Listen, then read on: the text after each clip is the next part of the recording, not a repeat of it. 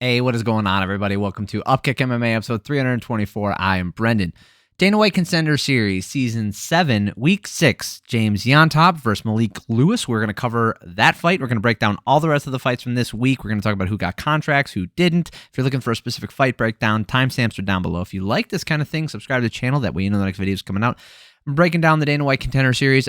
I do every single UFC event and fight, or a fight, if you'd like. I guess I do the fights.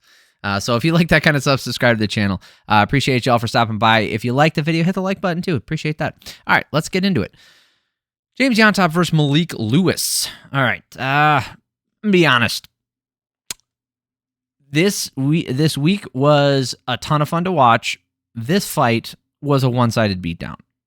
There were moments where you could, Lewis was doing things, but it was a one-sided beatdown, not the most interesting fight. Dominant performance by Llontop. This is not his fault at all. Not even Lewis's fault. It's just the way things match up and the way they shook out. Llontop just did the damn thing. So Lewis grabbed a clinch and got it to the cage, but gets reversed in the first round here. Llontop landed a nice elbow on the break. Lewis in on a single leg trip. His takedowns just weren't there. He just didn't have either the technique or the power to get the finishes. Hard elbow from Lewis on the clinch break. Lewis was swinging big and sloppy with the right hand. Gets caught with a right hand from Llontop. Llontop got the damage in round one for sure. If you look at the total strikes here, significant strikes, 74 for significant strikes to 29. This is total. It's obviously not round by round. We don't have those here. But not even close.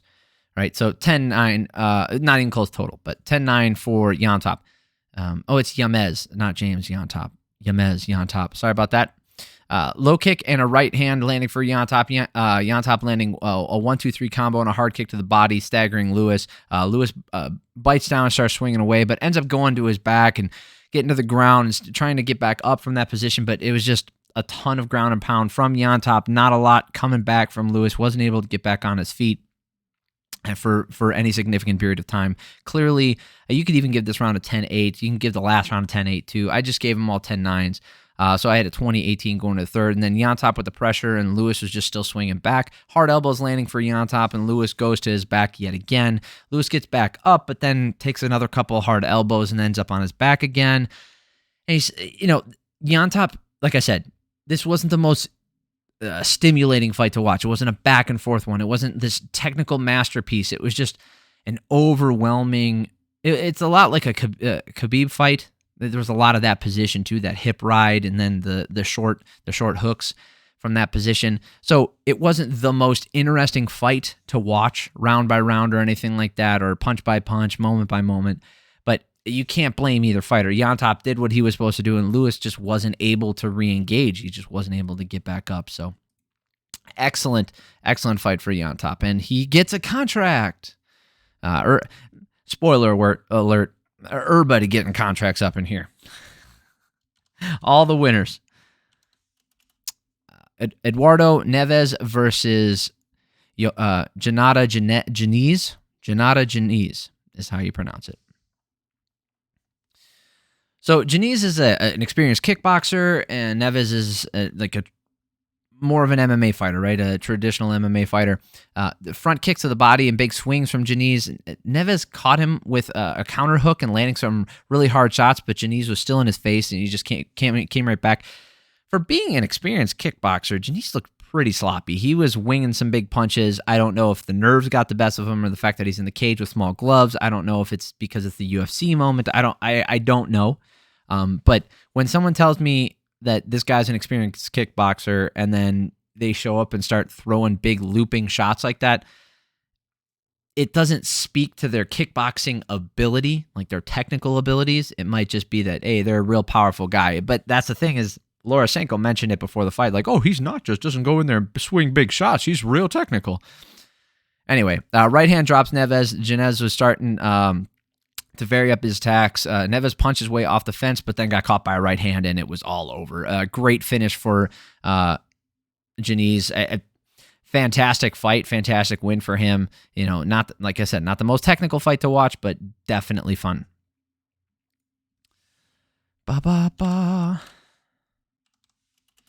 AJ Cunningham versus Stephen Nguyen. This one was fun too. A little bit of a one-sided, again, another one-sided beatdown it would have turned into, but fun to watch. Cunningham swinging hard, landing a nice left hook. Oh, we have highlights. I forgot.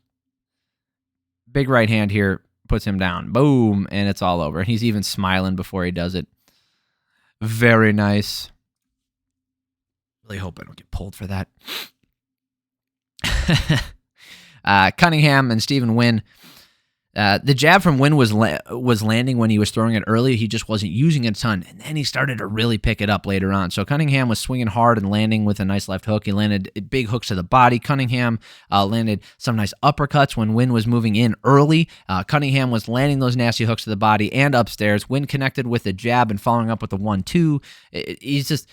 He was doubling up on the jab and landing the 2. Cunningham with a stray knee, landing a foot to the crotch. Not cool, but there's 7 seconds left in the round, and then the round ends with the ridiculously hard right hand from Nguyen, putting Cunningham down, and he follows up with a couple shots after the bell, but you could have argued that the fight should have been waved off there.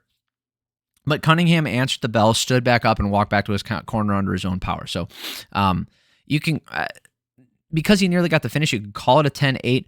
I gave it a 10-9 because it was relatively close up until that point. And it wasn't sustained damage over that period of time that you would normally get for a 10-8. Cunningham was still in there, landing some nice low kicks here in the second round. Nguyen was trying to get the finish. The jab is landing for Nguyen, and that straight, just 1-2, 1-2-3s all day, right? Just the jab, straight, hook, just all day with those things. Cunningham was landing when he enters, but he's just standing there to be hit and return, right? There's just not a lot of head movement once he got into range in the pocket. I don't know if it was he didn't have his wits about him or if that's normally his style. Nguyen started landing just nonstop. Nguyen overwhelms him with volume in the middle of the cage, and even though Cunningham was fighting back, the ref calls it off. Now, these are professional fights. This is not like the Ultimate Fighter where these don't count, so I am not the biggest fan of an early stoppage like that. That being said, I see an argument to be made. I don't think it was egregious. I think the stoppage was fair, right? It's just I'm never a fan when a guy is still fighting back, right? If the guy's still swinging punches, how, actively swinging. He didn't just miss one and then he went face first on the mat. He's still actively swinging punches back at him. How is he not intelligently defending himself? Right? You can say, oh, well, the referee's protecting him from damage. And I've made this argument before because you got to take it to the extreme, right? Take it to the extreme from there then. Oh, well, if the referee wants to protect them from damage, the first time a hard shot lands, just wave the fight off because that guy got hit real hard. So I'm going to protect him from any more damage. See how that's ridiculous? So where do you draw that line if that's what you're doing? If you're saying he's not intelligently defending himself, then, that is a hard line in the sand. You say oh, well, he's just sitting there being hit. He's turtled up he's turtled up in the turtle position. Turtle club. So there's times where obviously that makes sense. And like I said, it's a clear delineation between the two where you say you're not intelligently defending yourself or you are defending yourself. I would say that punches being thrown back is defending yourself. You might not like it. He might still be getting hit, but are you, the Ricardo Lamas, Max Holloway, where they just stood there and threw punches at each other, were they intelligently defending themselves that way? Would you say that? Other than throwing punches at each other? I'd say no. No, they weren't. But it doesn't matter. We're still fighting through it. They're still actively fighting. So, like I said, I don't think this was egregious. I don't think that he, Cunningham, he wasn't protesting or anything like that. So you always look to the fighter in that example. Was he protesting? A little bit, but he understood that he was taking a ton of damage and was not doing a good job of getting his head off the center line. Like I said, I understand why it was stopped. Okay, doesn't mean I think it was perfect or that I have to like it, but I get it. All right, I understand it. It's a slippery slope when you start to do that stuff. Right, you're like, oh, I'm going to protect the fighter from taking more damage. Then why didn't you stop it 3 punches before that? Right? Oh, you thought that him backing up was more of a defensive maneuver than him throwing punches back? What is your argument there? Right? And the thing is, he went to go step in a moment where Cunningham took 2 hits and then didn't throw a punch and then immediately starts throwing punches back.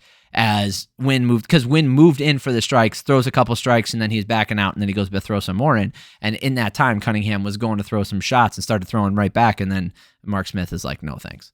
So, like I said, it's one of those things where if you're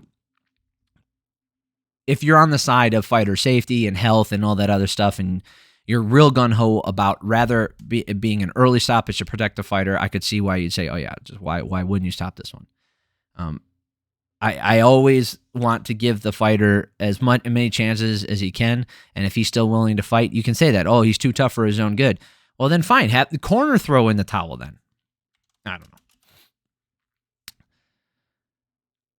Patricia Alujas versus Julia Polastri. Julia Polastri. She's Brazilian, so it's Julia. Alujas was landing a nice 1-2 and straight, and that's straight, real hard down the pipe. Polastri was just not moving well defensively. Polastri landing a hard right hand a couple times. She takes 3 of them back. They're standing and trading. Alujas moving the head better. Polastri landing the left head kick and now chasing her down. And Polastri landing another head kick, more just trading in tight with both girls starting to slow down. Both ladies, sorry. And Alujas doesn't land with the hardest single punches, but her volume was landing, right? It was doing a ton of damage in that first round.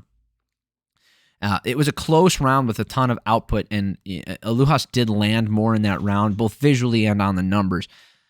But the biggest shots were from Polastri. So this could go either way. I thought that Alujas landed enough of those big strikes early to put her ahead on damage early in that round, and Polastri was fighting back, right? And she worked her way back into the discussion, more than into discussion. You could argue that for her, and I could probably be swayed if we went punch by punch, kick by kick, and really counted it as damage. But in the moment, I gave it to Alujas because I felt like she was ahead, and those 2 head kicks didn't rock her and didn't affect her in a way where she was clearly compromised. Therefore, I gave it to Alujas. This is all moot because in the second round, Alujas was just she was tired. She was throwing stuff out there. She landed some hard strikes, but Polastri just kept moving forward, landing hard, carries her, picks her up, carries her around, and dumps her on the ground, lands some nice ground and pound, gets the rear naked choke and a great finish. She gets a contract. Oh, god dang, I didn't show the finish. I could have showed it here. From the last fight. I'm an idiot. See, he stops for 2 seconds and then he goes to throw again. I'm sorry. We don't need to go back to that one. I shouldn't have done that. If you guys don't know what a rear naked choke looks like, that's what it looks like. So there's that. And then the first fight of the night. Cover this one. We'll get out of here. Kasey Tanner versus Matsumoto. Matsumoto. Nice low kick from Matsumoto as Tanner's working his jab. Right. And then we got Tanner pressures forward with his high guard, taking a few kicks when he enters. Matsumoto's landing those hard low kicks. Close through the first half, but I would go with Matsumoto 10-9. The leg kicks are, the first half of that round was pretty close, but then Matsumoto started to pull away.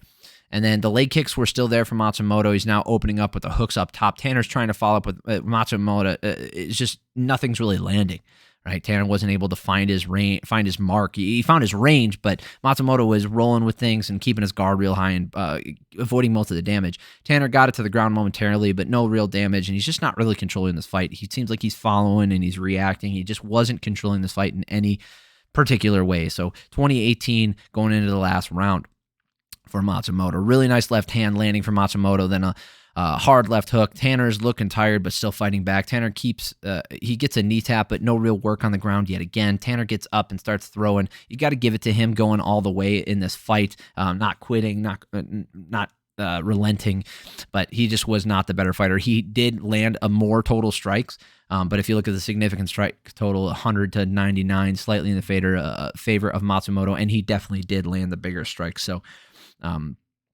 it was close. Each round was relatively close, right? They weren't total blowouts, but the problem is, you judge it round by round, and it was clearly Matsumoto's. There was no argument there for Tanner. So great win for him.